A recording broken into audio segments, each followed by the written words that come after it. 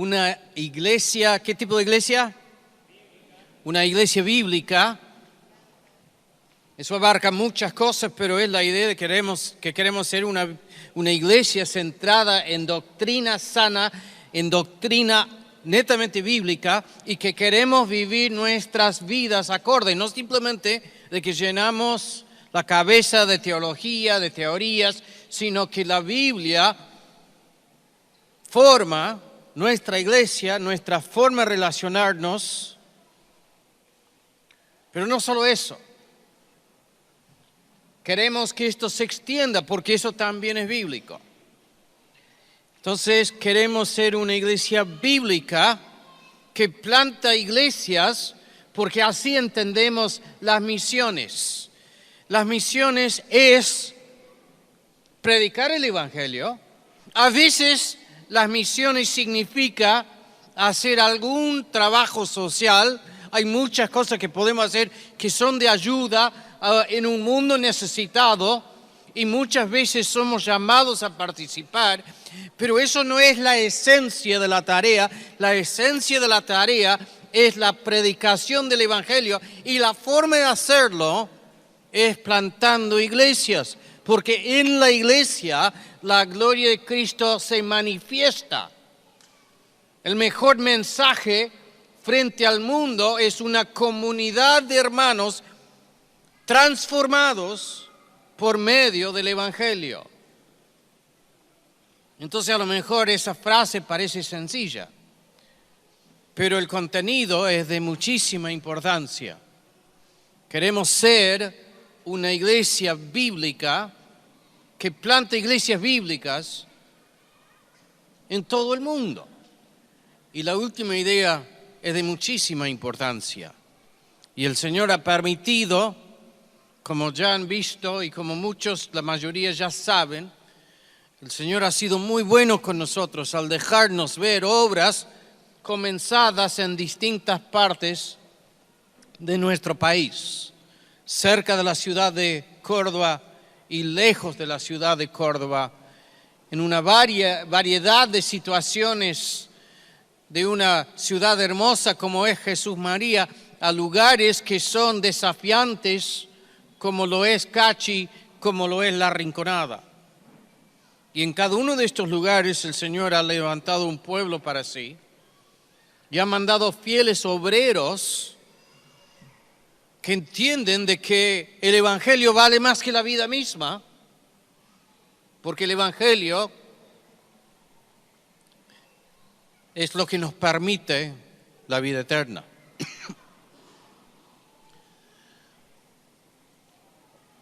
Hemos visto muchas bendiciones en los últimos años. Este año hemos visto muchas bendiciones.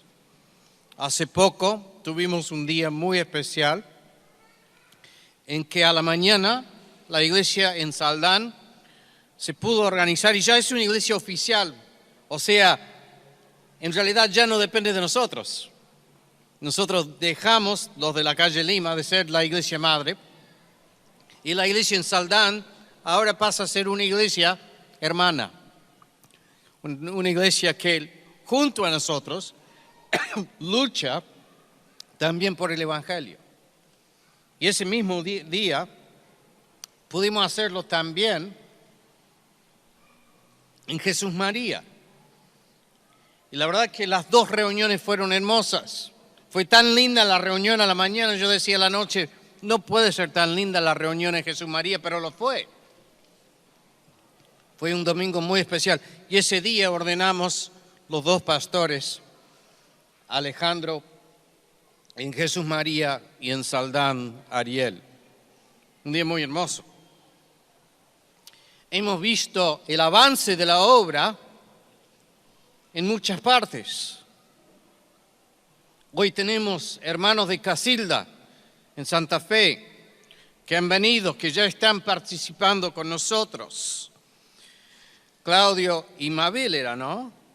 La conocí anoche, así que ustedes saben cómo soy con los nombres, pero lo anoté. Así que Claudio ya lo habíamos conocido, ha estado en otras conferencias y están anhelando tener un grupo en Casilda. Están Tomás y María Bolaño con nosotros, que antes eran parte de la iglesia y se volvieron al pueblo de Tomás, a Huinca Renacó. Y el Señor ha ido armando un grupo. Y es hermoso lo que está pasando allá. Y el Señor les está abriendo puertas para compartir el Evangelio. Anoche nos hablaban de distintas puertas abiertas con distintas personas allá en aquel lugar. En el último año, el Señor ha ido abriendo puertas enormes en Villa Dolores. Hace años que están ahí Fabián y Gabriela orando por aquel lugar y de repente estamos empezando a ver fruto. Y en enero de este año, creo que fue en enero, que pude estar allá y pude participar o estar presente en el bautismo, en el primer bautismo de aquella congregación. Y me acuerdo que Fabi me dijo, che, Samuel, ¿vos no querés hacer el bautismo? Y yo le dije, sinceramente prefiero verte a vos. Porque para mí es una cosa espectacular, porque yo me acuerdo cuando lo bautizamos a Fabián en el fondo de mi casa, en una pileta pelo pincho. Y verlo a él bautizar gente en el río, en Villa Dolores, es una cosa muy especial.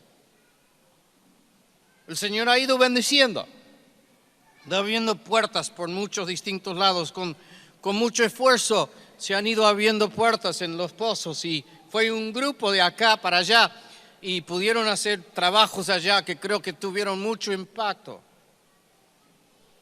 Hay un grupo muy grande que en San Luis está avanzando, en Mercedes.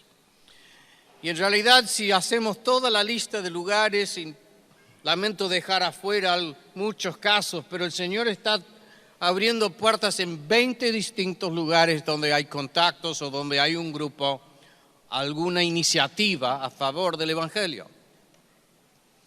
Así que el Señor nos está bendiciendo. Pero frente a la bendición siempre también encontramos de que vienen las pruebas y las dificultades. Ustedes saben de que el Señor ha permitido que tomemos unos pequeños pasos a nivel internacional. Varios años atrás pudimos mandar a Manuel y Sirle que pasaron una temporada en África, en Angola. Después mandamos a Liz Tosini, que también estuvo allá. Y en los últimos años el Señor nos dio el privilegio de tener misioneros propios en India, que nosotros estuvimos apoyándolos 3 años me parece. Y habían avanzado mucho. Y ustedes saben qué es lo que ha pasado, de que por problemas de salud ahora están en Escocia. Y la iglesia ha seguido manteniéndolos y los sigue manteniendo hasta fin de año. Pero ya se han ido ubicando, acomodando en Escocia. Y nuestra oración es de que en el futuro el Señor abra nuevamente puertas para trabajar con ellos en algún proyecto, quizás ahí en Escocia, apuntando a personas que han venido de la India o de Pakistán. Pero el Señor está abriendo otras puertas de a poco. No sabemos qué va a suceder, pero quiero que estén orando, porque en marzo Néstor y Mica están viajando a India. Hemos estado en estos días, ellos más que yo, pero yo en parte, tratando de conectarlos y van a estar casi un mes allá. Y van a estar visitando distintas ciudades y distintas obras en la India. Y viendo si no empezamos de esa forma un camino crítico que si el Señor quiere, y esto está todavía, hay que confirmar si esto es lo que Dios quiere. Estamos buscando la voluntad del Señor. Yo sé que Samuel quiere, pero esto no es lo mismo que Dios quiera. Entonces estamos buscando la voluntad del Señor, si es su voluntad de que ellos encuentren un espacio de ministerio en India. Y yo quiero pedirles que por favor estén orando y que cuando llegue el momento estemos dispuestos a apoyarlos. Están viajando a mediados de marzo y van a estar allá en marzo y en abril del año que viene. Ahora, no es todo fácil. Un tema en común de creo que todos los testimonios de las entrevistas que hemos escuchado es de que la obra implica lucha, implica sacrificio, implica sufrimiento. Uno muchas veces se siente aislado. Uno a veces siente de que nadie más entiende lo que le está pasando a uno. Hay muchas luchas y hay muchos ataques. Y uno invierte en la vida de la gente y después la gente dejan el Evangelio, dejan de caminar con el Señor. Y uno lo siente como una herida personal. Y vienen otros problemas. En el caso de Eva y Ernesto hubo serios problemas de salud.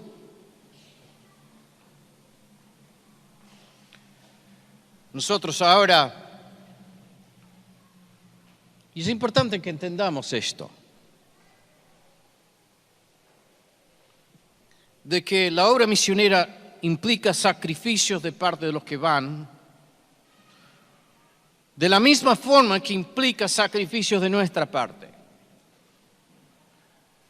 Y de nuestra parte, como los que enviamos, se requiere mucha paciencia, que seamos pacientes y compasivos y que entendamos lo que nuestros hermanos están viviendo.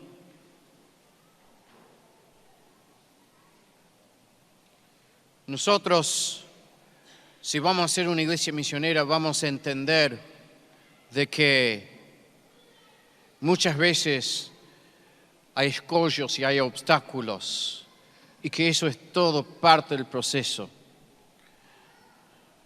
Miro para allá atrás y ahí lo veo a mi hermano Marcelo Soria, que están empezando una hermosa obra acá en Yapeyú, que estuvimos allá hace un par de domingos a la noche.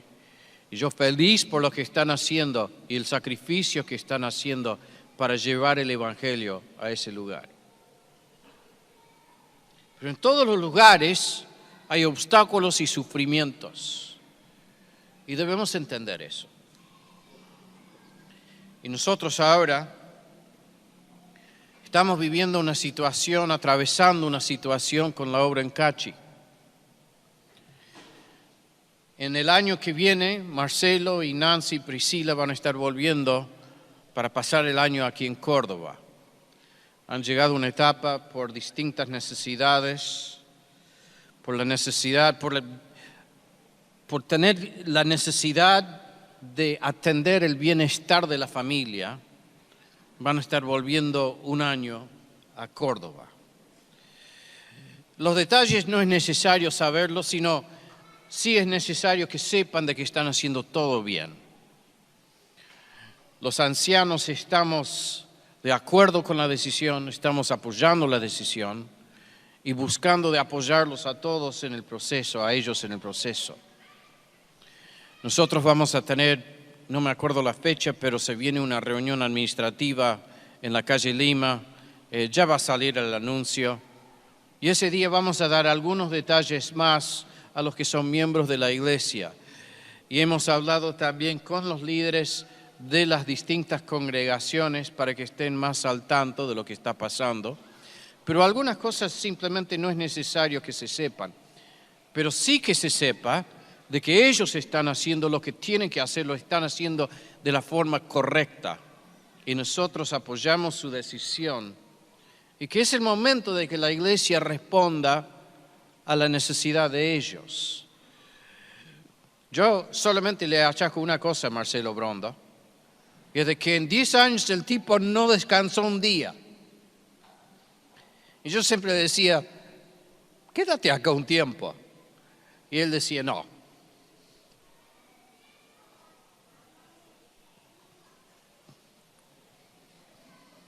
No puedo. Porque está la gente allá. Yo creo que en parte se equivocó. Hubiera tomado una semanita más. Lo hubiéramos mandado a las sierras. y vamos a hacerlo ahora, pero han sido un ejemplo de sacrificio misionero. Y no sabemos cuál es el siguiente paso. A lo mejor después de este año el Señor abra puertas para que de a poco vayan volviendo.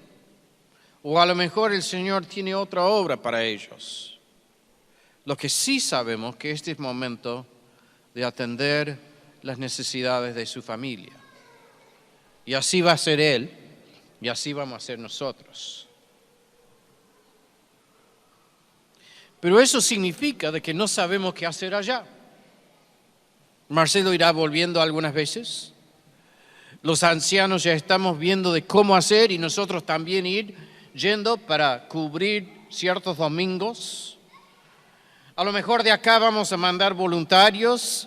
No sé por qué ahora lo veo a Martín Ponce de León y probablemente te va a tocar ir a hacer un viaje para allá, para predicar un domingo y atender a la gente.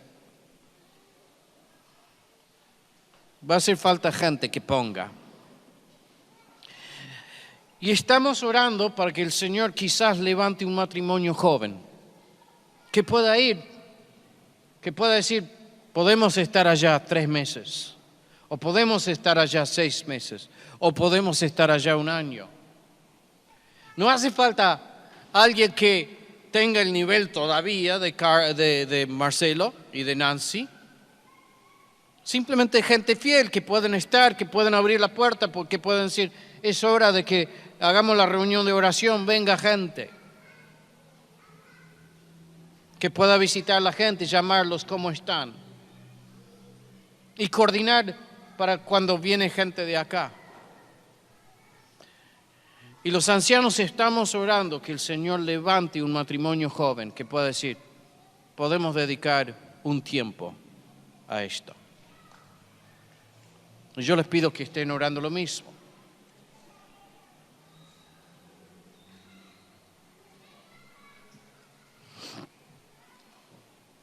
Lo que sí sé es de que no vamos a dar un solo paso para atrás. Donde el Señor ha izado la bandera, nosotros no vamos a ser los que bajamos la bandera.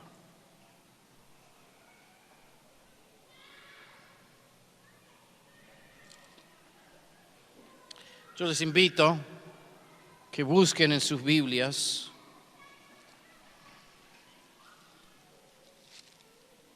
Segundo de Timoteo, uno de esos pasajes que para mí siempre han sido claves. Y volvemos una y otra vez a estos pasajes porque son de importancia. Segundo de Timoteo, capítulo 2. Y el mensaje en realidad va a salir en especial del versículo 9, pero vamos a ver el contexto en los versículos 8 y 10 y después vamos a volver a los primeros versículos de ese capítulo. Segundo de Timoteo, capítulo 2, versículo 8. Acuérdate de Jesucristo. Pablo le escribe a su hijo en la fe, le escribe a Timoteo que está como pastor en Éfeso, que lo ha mandado a poner en orden la iglesia. Lo ha mandado a predicar el evangelio, lo ha mandado a bajar línea. Y Pablo ya está en las últimas, esta es la última carta que tenemos de Pablo. Sabemos que está cerca del final de su vida. Entonces le escribe a su hijo en la fe y estas son sus últimas palabras. Le dice, acuérdate de Jesucristo, del linaje de David resucitado de los muertos conforme a mi evangelio, en el cual sufro penalidades, hasta prisiones a modo de malhechor.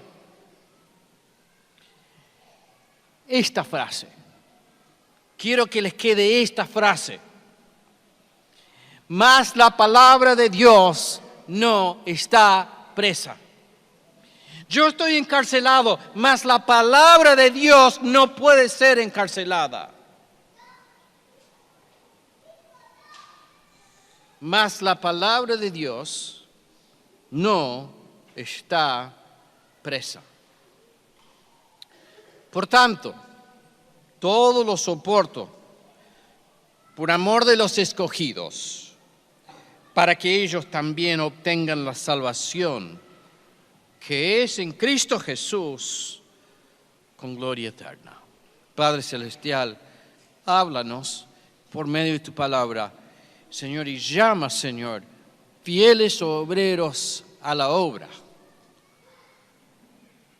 Levanta, Señor, de nuestro medio, hombres y mujeres, solteros, solteras, matrimonios.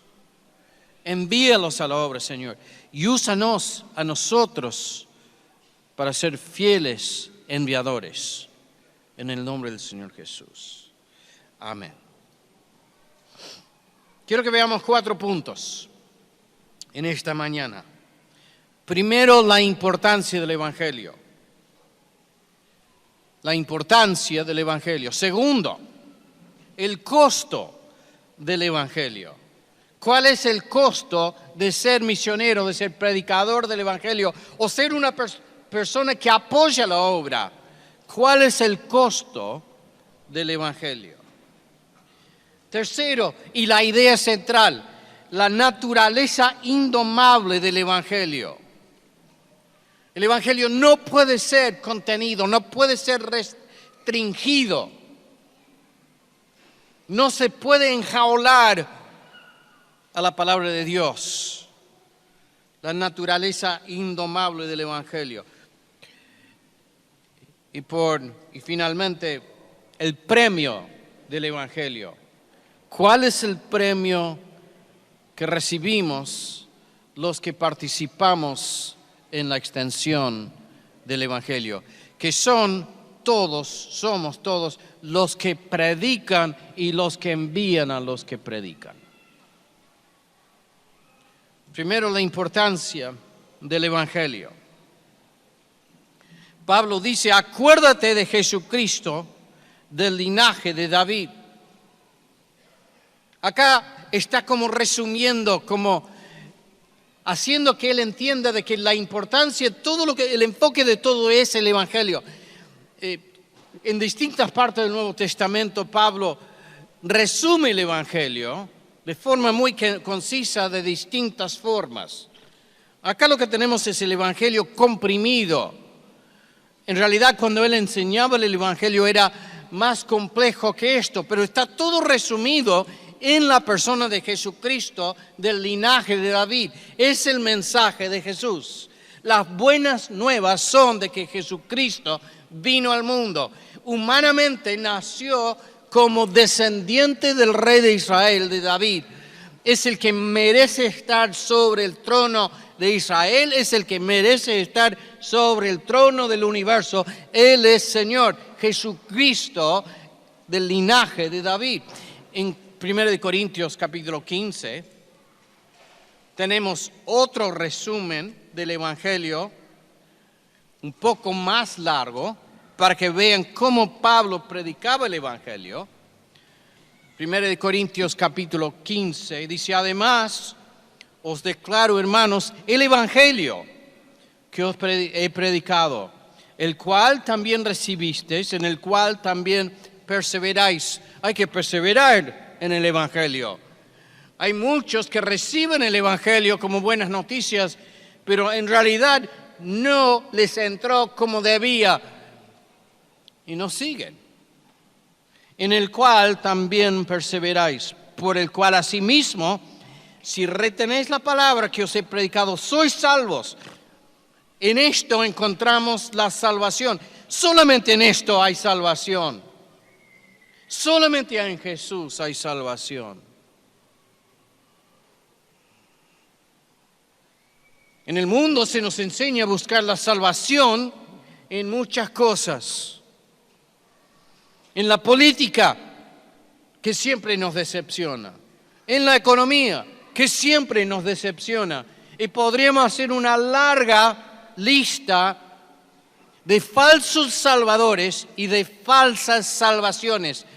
Y el mundo vive adicto a falsos salvadores y falsas salvaciones.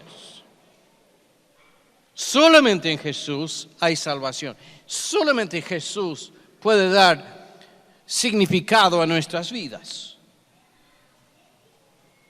Por el cual asimismo, si retenéis la palabra que os he predicado, sois salvos si no creísteis en vano. Y acá el contenido del Evangelio en sí. Porque primeramente os he enseñado lo que asimismo recibí, que Cristo murió por nuestros pecados, conforme a las Escrituras. Ahí tenemos el núcleo del Evangelio. Jesucristo, Dios hecho hombre, murió por mis pecados, murió por tus pecados. Cristo murió por nuestros pecados conforme a las Escrituras, fue sepultado y resucitó al tercer día conforme a las Escrituras. Y luego habla de las distintas personas que lo vieron en vida a Jesús después de haber muerto, que lo vieron al Cristo resucitado. Y más abajo dice, si no existe la resurrección, si Cristo no ha resucitado, en el versículo 13 dice, porque si no hay resurrección de muertos, tampoco Cristo resucitó. Y si Cristo no resucitó, vana también es nuestra predicación, vana es también nuestra fe. Sin el Evangelio, ¿dónde hay esperanza en el mundo? ¿Dónde hay esperanza en el mundo? Si Cristo no resucitó, todos somos miserables y nosotros los creyentes somos los más miserables. Porque si no resucitó Cristo, mejor reconocer que no hay esperanza, vivamos acorde a esa realidad. Pero hermanos, hay esperanza. Hay un mundo nuevo que se viene, porque Cristo volverá y Cristo pondrá en orden todo y juzgará a cada uno según lo que ha hecho en su vida. Y si nosotros hemos puesto nuestra confianza en Jesús, sabemos que ese día, en vez de ser un día de condenación, será no porque lo merecemos, sino por los méritos de Cristo, será un día de celebración. Si esto no es cierto, todo es vano. No hay esperanza en el mundo.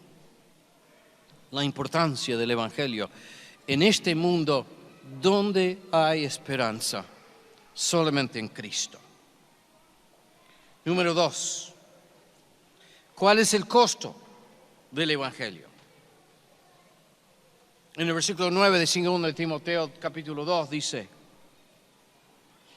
acuérdate de Jesucristo, en el cual, versículo 9, sufro penalidades, hasta prisiones a modo de malhechor, mas la palabra de Dios no está presa. Pablo dice, el Señor me llamó, creo que 3 o 4 veces en el Nuevo Testamento cuenta Pablo cómo fue convertido cuando lo vio al Señor Jesús en el camino a Damasco. Cambió su vida de forma radical y a partir de ahí empezó a vivir de otra forma.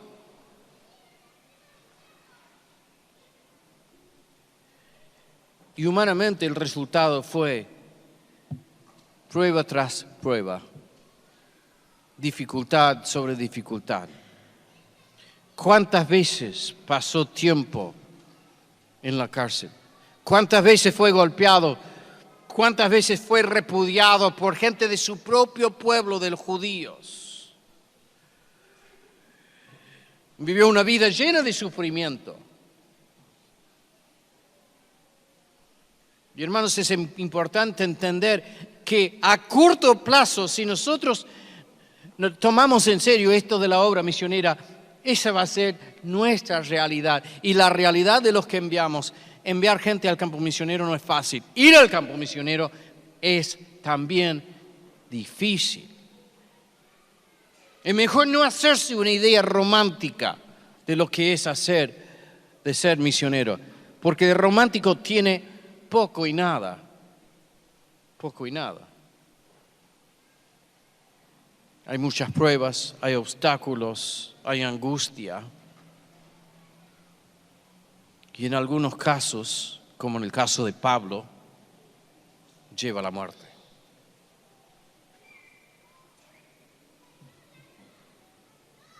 ¿Se acuerdan lo que dijo el misionero Jim Elliot, que fue asesinado por los indios Auca en Ecuador? Dijo, no es ningún necio el que entrega lo que no puede guardar, lo que no puede conservar, a cambio de lo que no puede perder. No es ningún necio el que entrega lo que no puede guardar a cambio de lo que nunca, por toda la eternidad, puede perder. En Juan capítulo 12, Jesús, hablando de su propia vida, de su propia trayectoria, su propio camino crítico, dice en el versículo 12, capítulo 12, versículo 24, Jesús dice, de cierto os digo, que si el grano de trigo no cae en la tierra y muere, si el grano de trigo no muere,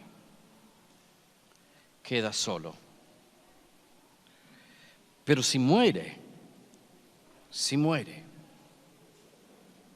lleva mucho fruto. Jesús obviamente hablaba de su propia muerte, de que él entendía de que del otro lado de su muerte había una abundancia de vida, había un fruto inimaginable, había un galardón que valía la pena, pero que primero debía morir. Pero luego lo aplica a nosotros. El que ama su vida la perderá. Ahora que está hablando de su propia persona, sí y no, ahora lo está extendiendo a nosotros. El que ama su vida la perderá, y el que aborrece su vida en este mundo para vida eterna la guardará. Abran los ojos y entiendan que la realidad es mucho más amplio, es más amplia de lo que nosotros vemos. Y nosotros no somos simplemente animalitos que vivimos unos 80 años y morimos, sino que Dios nos ha creado con almas que van a existir por toda una eternidad. Y lo que hacemos ahora tiene consecuencias eternas. No es ningún necio el que entrega lo que no puede guardar para ganar lo que nunca puede perder. El costo del Evangelio. El costo del Evangelio es todo. Entrego mi vida, doy mi cuerpo en sacrificio vivo y aceptable. Ese es el costo del Evangelio. Pero la cosecha es más grande aún, es infinitamente más grande. Tercero, la naturaleza indomable del Evangelio. Pablo dice, acuérdate del Evangelio, acuérdate de mí que estoy encarcelado, estoy de nuevo sufriendo.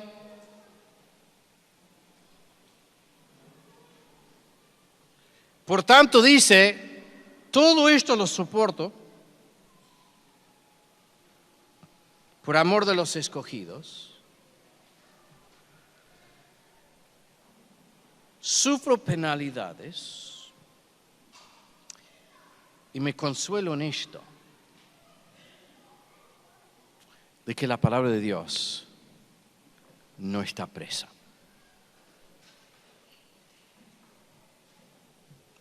No sabemos cómo era su estadía en la cárcel. Sabemos que pasó momentos, hubo ciertas partes de su ministerio que estaba en la cárcel y encadenado. Y hubo otros momentos donde estaba como bajo arresto domiciliario. No sabemos exactamente las circunstancias. Parece que puede recibir visitas, por lo menos. Y para un hombre imparable como Pablo, que había arrancado de Antioquía, había llegado a Éfeso, había hecho toda una gira por Grecia, ahora que había llegado a Roma, llevando cada vez más allá el Evangelio, siempre con ambiciones de llevarlo aún más lejos. Un hombre incontenible, un hombre siempre avanzando, y de repente ahora está encarcelado, está parado. Está con las manos atadas, está con los pies atados y no puede hacer nada fuera de escribir cartas. Seguramente una situación de terrible frustración. Y el Señor a todos sus obreros les hace pasar por estos momentos. Decir, todavía no, quédate donde estás, por ahora estás en el banco. Y otros momentos en que parece que es un problema después, detrás de otro, y otro, y otro, y otro, y uno dice, ¿cuándo va a parar? Y pasan los años a veces, y son puras molestias.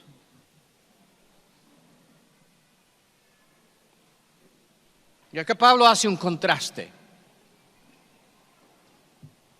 Un contraste entre su propia vida, su propia existencia y la palabra.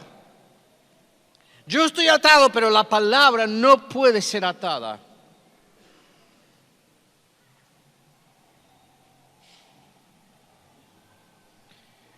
En 2 Corintios hace algo parecido.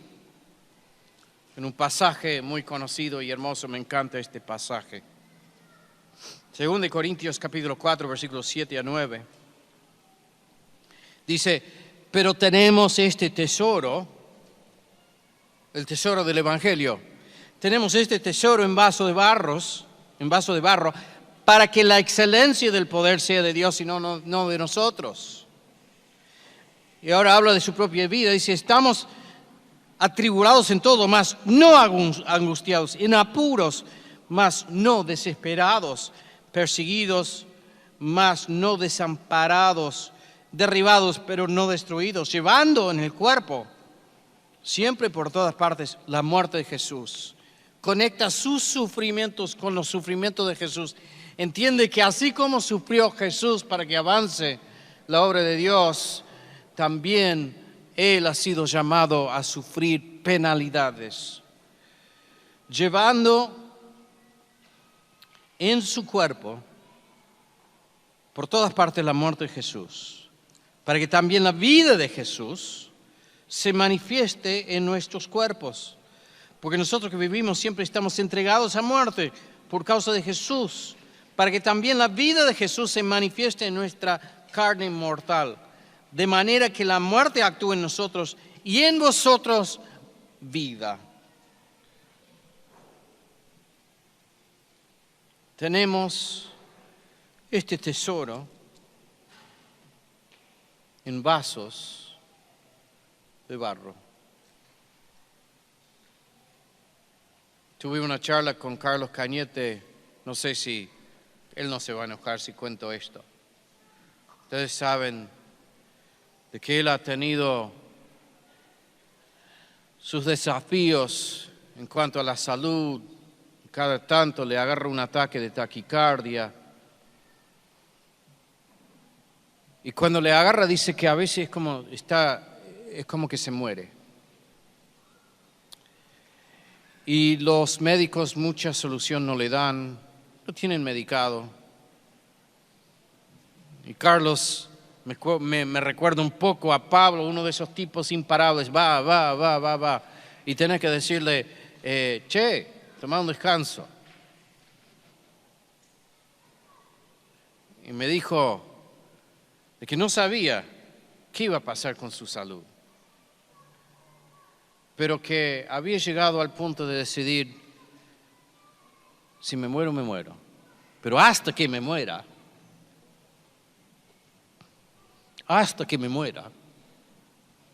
voy a seguir avanzando donde el Señor me permita.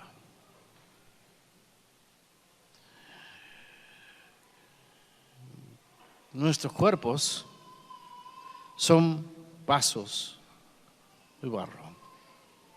Y nosotros somos personas débiles y con fallas y con falencias.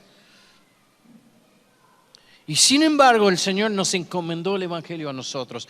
Es la gran paradoja del Evangelio, de que el mensaje del Rey de Gloria se haya encomendado a nosotros. Nosotros que somos débiles y a veces nos falta sabiduría y nos falta fuerza y nos confundimos y nos cansamos, pero la tarea la encomendó a nosotros. Entonces encontramos que ahí estamos nosotros. Nunca debemos confundir el tesoro con la vasija.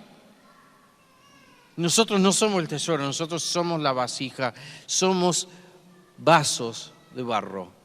Pero lo que contiene este vaso de barro es todo.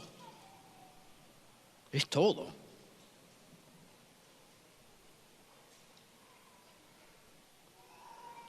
Pablo, al final de su vida, vuelve sobre una idea muy similar.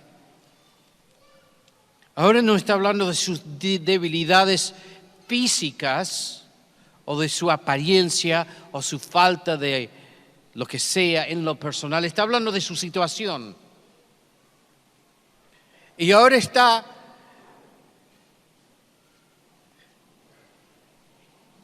perdonen, fue muy dramático eso.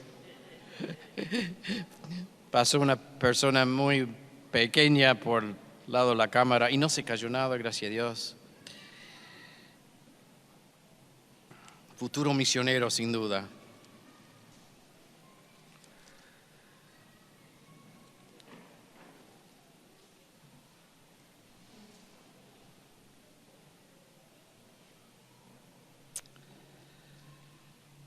En el cual sufro penalidades, hasta prisiones a modo de malhechor. Mas la palabra no está presa. Podés encarcelarlo a Pablo, no lo podés encarcelar a la palabra. La palabra sembrada tiene vida propia. Leímos hace poco, los que estamos haciendo el plan de lectura, leímos 1 y 2 de Tesalonicenses y vimos el cariño de Pablo por esa iglesia y su anhelo de volver a estar con ellos y no poder hacerlo.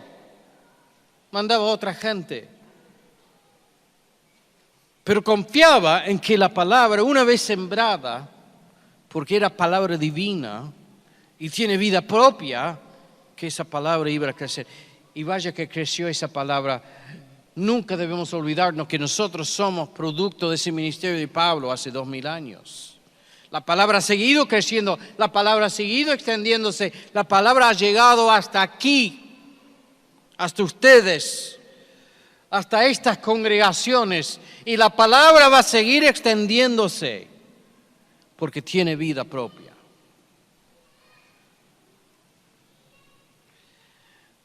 La importancia del Evangelio, el costo del Evangelio, la naturaleza indomable, incontenible del Evangelio y el premio del Evangelio. Versículo 10. Por tanto, todo lo soporto por amor de los escogidos, para que ellos también obtengan la salvación que es en Cristo Jesús con gloria eterna. ¿Cuál es el premio del Evangelio? ¿Cuál es el resultado de todo este sufrimiento? ¿Qué es lo que produce? Dos cosas: la salvación de los escogidos y la gloria de Jesucristo. Ustedes son el premio. Cuando vamos a Cachi y nos sentamos allá y hay 30 personas, adultos, que están con sus luchas y sus cosas y sus dudas a veces, pero que lo han conocido a Cristo. Ellos son el premio. Y eso glorifica a Jesús.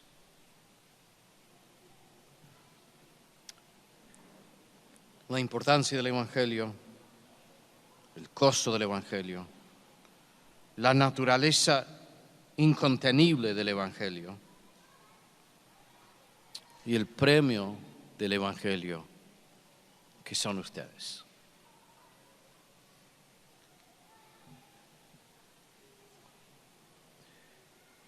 Entonces quiero terminar con una pregunta. Y es una pregunta muy sencilla. Hemos visto algunos testimonios. Y vamos a escuchar un par más antes de que termine el día. Pero hay muchos lugares donde todavía no hay una iglesia bíblica, donde se predique el Evangelio. Y los que han salido,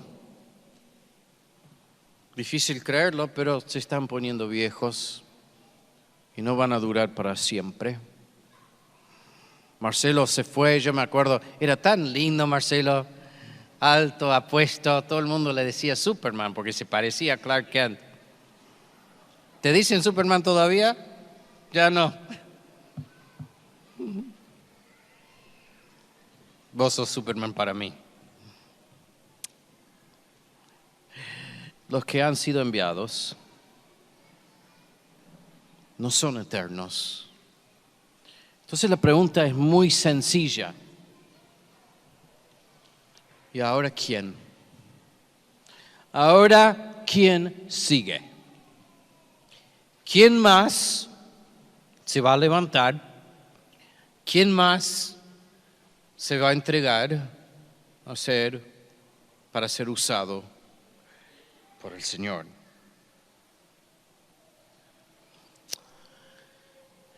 Recuerdo siempre la foto que mandaron de Cachi la primera vez que fueron. Tuvo Manuel ahí, tuvo Anabela, y hay una foto de Marcelo arriba, parece el monte de la Transfiguración. Y ahí está Marcelo arriba y están mirando la ciudad de Cachi. Y ahí sintieron el llamado para ir a Cachi.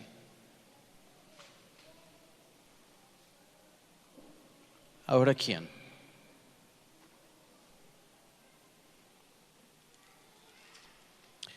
Isaías, capítulo 6.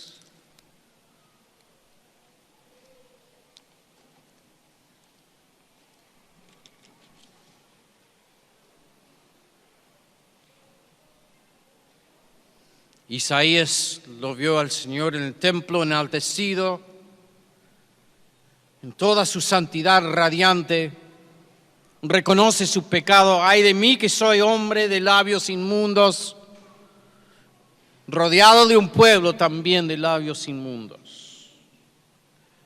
Y el Señor manda un ángel, un serafín, que toma del brasero una brasa y se lo pone en los labios, le quema los labios, le purifica el alma, le perdona los pecados. Después oí la voz del Señor que decía: ¿a quién enviaré? ¿Y quién irá por nosotros? Entonces respondí yo, heme aquí.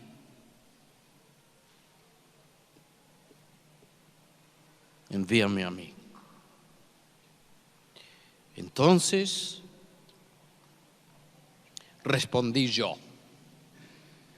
Acá estoy yo. Envíame a mí. La pregunta es sencilla. ¿Quién va a ser el próximo? Padre Celestial, envía, por favor, obreros a tus mies, porque son muchas. Para la gloria de tu Hijo, en su nombre oramos. Amén.